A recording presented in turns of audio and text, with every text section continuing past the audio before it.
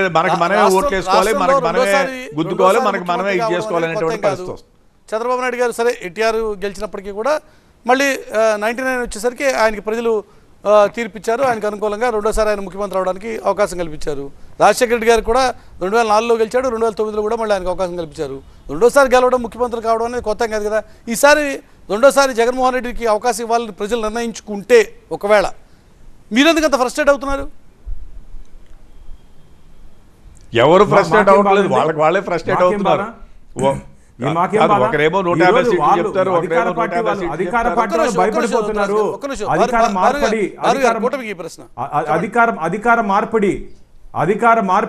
అధికార మార్పిడి ఉంటుందని చెప్పి ఇంటెలిజెన్స్ వర్గాల ద్వారా ముఖ్యమంత్రి గారికి తెలిసింది.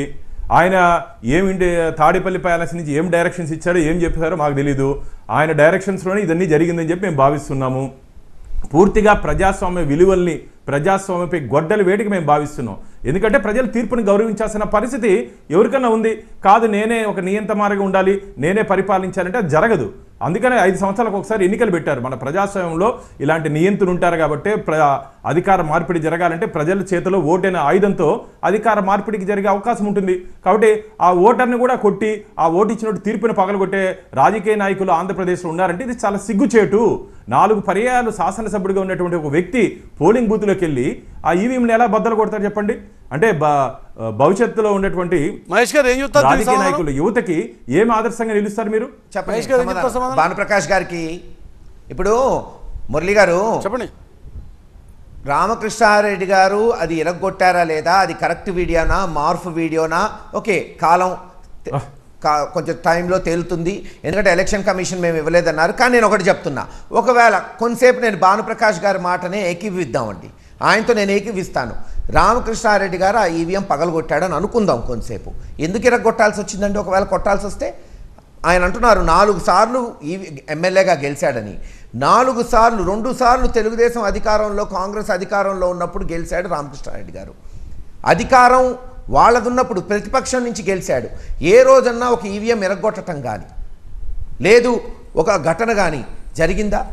ఈరోజు పాలవాయి గేట్లో పొద్దున్నుంచి తెలుగుదేశం రిగ్గింగ్ చేస్తుంటే నాకు వచ్చిన సమాచారం, కలెక్టర్కి 100 సార్లు ఫోన్ చేస్తే ఎస్పీ ఐజీ మాచర్లలో ఉన్నారు. మాచర్ల నుంచి పాలవాయి గేటు 10 కిలోమీటర్లు, 10 నిమిషాల్లో వెళ్ళిపోవచ్చు.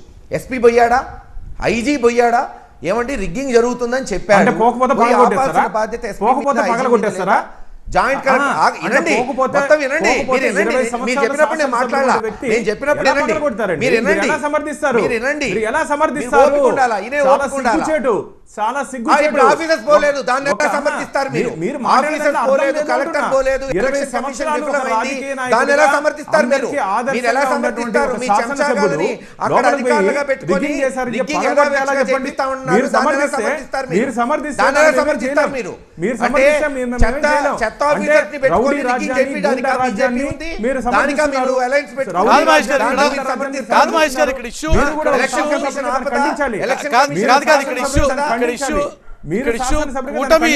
కూటమి ఫ్రస్ట్రేషన్ లో ఉందా, లేక ఆల్రెడీ ఇప్పటి వరకు అధికారంలో వైఎస్ఆర్సీపీ ఫ్రస్ట్రేషన్ లో ఉంది?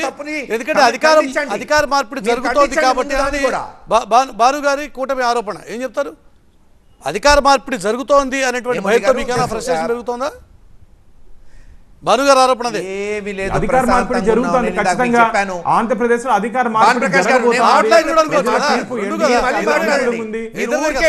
మీరేదో ఆర్గ్యుమెంట్ చేయాలంటే కాదు, డిస్కషన్ తెలుసు అధికార భయంతోనే, ఓడిపోతామనే బాధతోనే, ఓటమి భయంతో ఓడిపోతామనే బాధతోనే ఇవన్నీ కార్యకర్తలను ఉసిగొలిపి సృష్టిస్తున్నారు. దాదాపు 1000 మంది అధికార పార్టీ కార్యకర్తలు నిందితులు ఉన్నారంటే అర్థమవుతుంది అధికార పార్టీ ప్రమేయం ఏ విధంగా ఉందో. 1000 మంది కార్యకర్తలు, దాదాపు 1000 మంది కార్యకర్తలు నిందితులుగా ఉన్నారంటే అధికార పార్టీ ముందు మీరే కదా తిట్టిన